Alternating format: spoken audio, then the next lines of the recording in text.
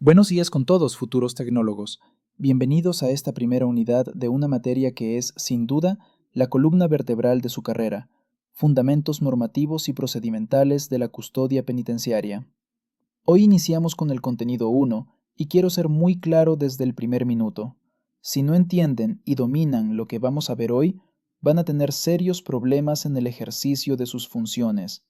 Esta primera clase, denominada el mandato de la seguridad penitenciaria, no es un simple formalismo legal, es la base ética y jurídica que legitima cada una de sus acciones operativas. Verán, muchos entran a esta profesión pensando que se trata solo de fuerza, de llaves y de imponer orden. Pero el Estado ecuatoriano no les va a pagar para ser guardianes en el sentido antiguo de la palabra, les va a formar como profesionales técnicos. Su función tiene un deber dual.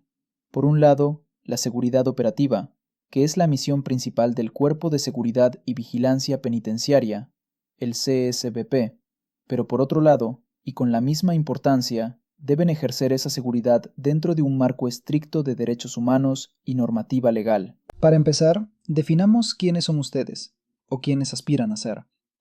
El Cuerpo de Seguridad y Vigilancia Penitenciaria al que pertenecerán es una entidad de carácter civil, subrayo civil.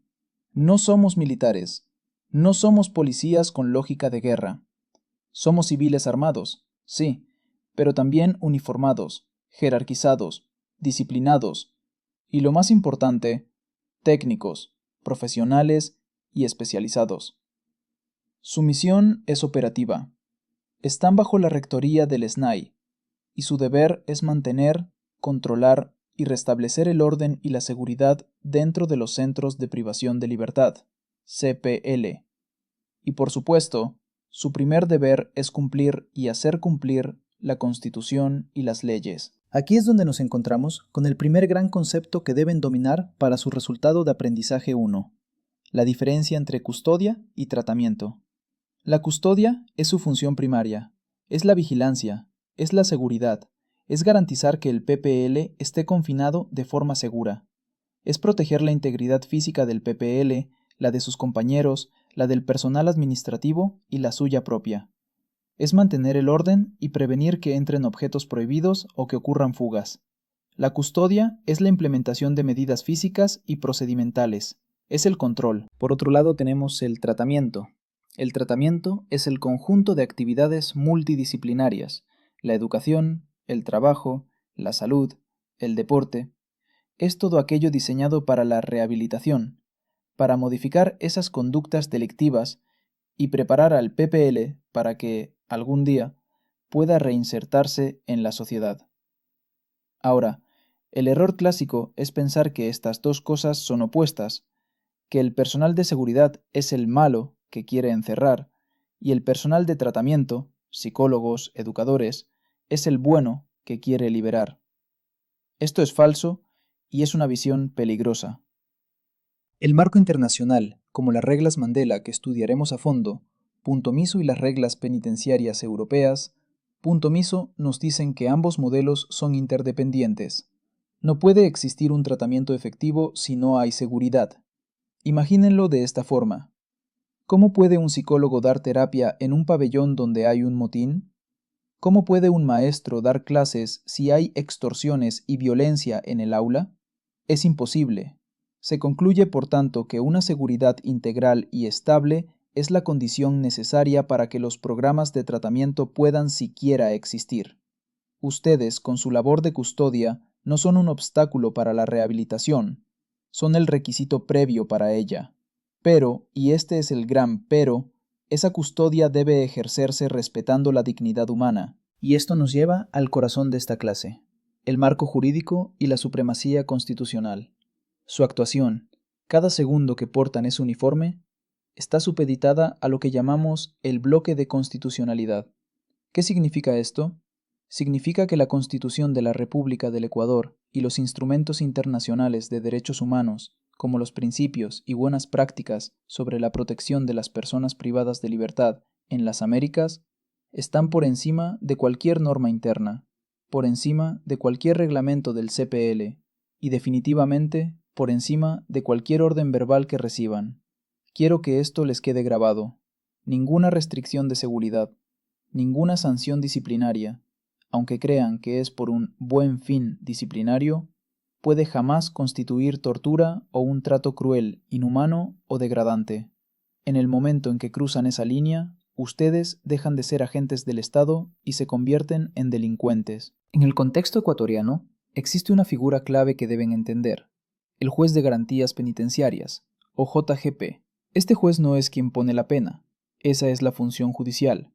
El JGP es quien fiscaliza la ejecución de esa pena. Es, en la práctica, el auditor de su trabajo. El JGP supervisa que la administración penitenciaria, es decir, el SNAI y ustedes como CSBP, mantengan la legalidad del régimen interno y que se respeten los derechos de las PPL. Ustedes operan como un órgano de ejecución, pero su accionar está sujeto a este control constitucional. No piensen que esto es solo teoría. La Ley Orgánica de Garantías Jurisdiccionales y Control Constitucional le da herramientas directas a las PPL. Si ustedes vulneran un derecho fundamental, el PPL puede interponer una acción de protección o un habeas corpus. Y les aseguro que lo hacen. ¿Qué significa esto para ustedes en el día a día? Significa que el incumplimiento de un procedimiento de control estándar o la aplicación de una sanción arbitraria puede generar consecuencias administrativas graves y acciones judiciales directas contra la administración y potencialmente contra ustedes. Por lo tanto, dominar el procedimiento, que veremos en el RAU 3, y dominar el marco legal, nuestro RAU 1 de hoy, no es solo para pasar la materia, es una estrategia de gestión de riesgos legales. Conocer la ley es su principal escudo. Su conocimiento minimiza la posibilidad de que terminen en un litigio por vulneración de derechos. Entonces, ¿cuáles son esos principios rectores que deben guiar cada decisión que tomen? Son tres, y son la base del contenido C1. Primero, el principio de legalidad. Es muy simple. Toda restricción o intervención que ustedes realicen debe estar previamente establecida en una norma escrita.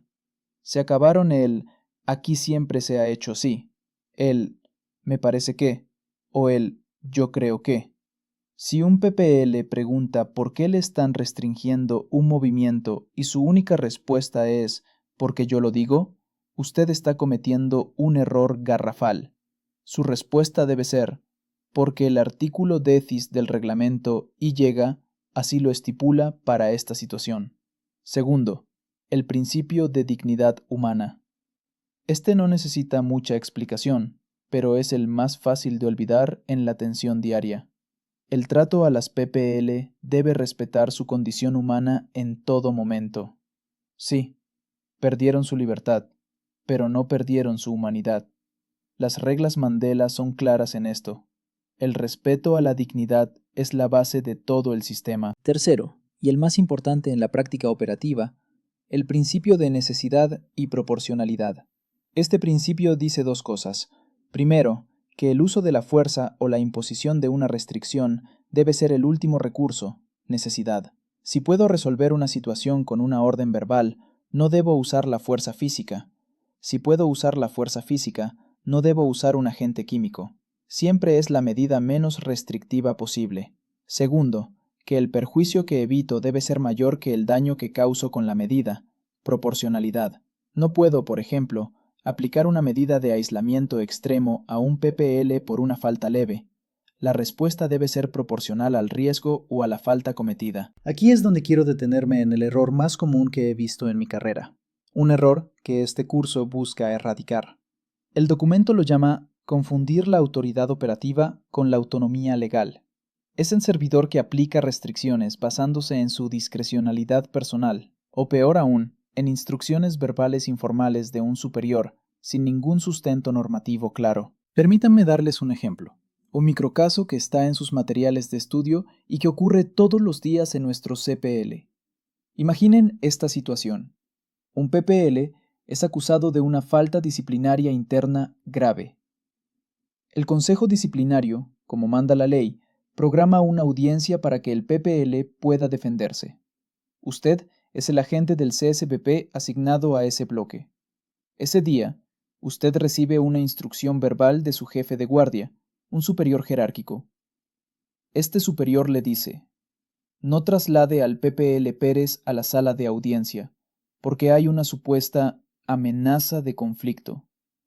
Una amenaza que no está verificada. No está documentada en ningún informe. Es solo un rumor o una apreciación de su jefe. ¿Qué hace el agente mal entrenado? Obedece la orden verbal. Mi jefe dijo: el PPL no es trasladado. La audiencia se da sin él. El consejo, sin escuchar sus descargos, lo sanciona. ¿Qué acaba de pasar? Acaban de vulnerar el derecho a la defensa y al debido proceso de esa persona, un derecho que está en la Constitución y en el COIP. ¿Qué creen que pasa después? El PPL, a través de su abogado, interpone una acción de protección ante el juez de garantías penitenciarias, argumentando la violación de su derecho a la audiencia. Ahora analicemos la responsabilidad. La actuación de usted, el servidor de seguridad, aunque usted crea que estaba manteniendo el orden, siguiendo la orden de su C2, contravino directamente el bloque de constitucionalidad. Esa orden verbal no protocolaria fue una violación a la jerarquía formal, porque las directrices deben basarse en protocolos estandarizados. ¿Y el resultado? El JGP revisa el caso y es muy simple. Anula la sanción disciplinaria por incumplimiento del debido proceso. Todo el trabajo del Consejo Disciplinario, toda la investigación, se va a la basura. ¿Por qué? Por una omisión procedimental suya. La negación del derecho de audiencia convierte esa actuación de seguridad en una vulneración flagrante y expone al SNAI y al personal, individualmente, a responsabilidades por incumplimiento de deberes. El incidente es claro. La seguridad efectiva no se logra mediante la discrecionalidad. Se logra mediante la estricta legalidad de los actos y la adherencia al procedimiento. Esta formación que están recibiendo en la tecnología en seguridad ciudadana es precisamente para eso, para capacitarlos a ustedes para poder justificar legalmente su negativa a cumplir una orden superior que contravenga las garantías procesales fundamentales. Usted debe tener la capacidad técnica de decirle a ese jefe: mi superior, no puedo cumplir esa orden verbal de no trasladarlo porque viola el derecho a la defensa del PPL C5 y nos expone a una acción de protección C1. Si existe un riesgo real C4, documentémoslo. Activemos el protocolo de traslado de alto riesgo RAU 3, pero el PPL debe asistir a su audiencia. Esa es la diferencia entre un profesional y un simple obediente. Su corrección, su blindaje legal, es el entrenamiento constante en estos principios y la obligatoriedad de la justificación escrita y el reporte jerárquico. Cada decisión operativa que tomen debe estar legalmente blindada por la documentación. Para cerrar esta primera clase, ¿cómo justificamos entonces una medida de restricción operativa de forma correcta? Siguiendo un procedimiento simple de 5 pasos. Primero, identificación del riesgo. Documentar claramente cuál es el riesgo inminente, una amenaza creíble de fuga, una lesión, una alteración grave del orden. Segundo, verificación de base legal. Confirmar la norma interna o la ley, C1, que me autoriza a aplicar la restricción que quiero aplicar. Tercero, aplicación del principio de necesidad. Demostrar que las medidas menos restrictivas, como el diálogo, fueron ineficaces o no aplicables. Cuarto, aplicación del principio de proporcionalidad. Asegurar que la medida que aplico, ejemplo, uso de esposas, no excede lo estrictamente necesario para neutralizar el riesgo. Y quinto, registro y reporte jerárquico. Documentar inmediatamente la medida, su justificación, cuánto duró, qué efectos tuvo, y reportarla a su cadena de mando, C2, y, si el caso es grave, informar para que se notifique al juez de garantías penitenciarias. Bien, para dar por terminada la sesión del día de hoy, les quiero recordar que deben revisar todas las actividades que se encuentran cargadas en el aula virtual y deberán realizarlas en el tiempo establecido. No se olviden que uno de los requisitos para aprobar el curso es que deben tener todas las actividades completas. Una vez más, quiero indicarles que en el caso de tener alguna duda sobre la clase, pueden realizar sus preguntas al agente virtual de la materia. El enlace que los llevará directamente a conversar con el agente se encuentra cargado en la plataforma virtual en el apartado de la información general del curso. Si luego de conversar con el agente virtual siguen teniendo dudas, pueden realizar sus preguntas en el grupo de WhatsApp de la asignatura. Allí los asistentes de cátedra les ayudarán respondiendo sus preguntas. Además de eso, también tienen disponible un foro de dudas dentro del aula virtual, donde podrán dejar sus inquietudes para ser resueltas. Pasen bien, señores estudiantes, y nos vemos en la próxima clase. ITESUT, Instituto Superior Tecnológico Universitario de Transporte.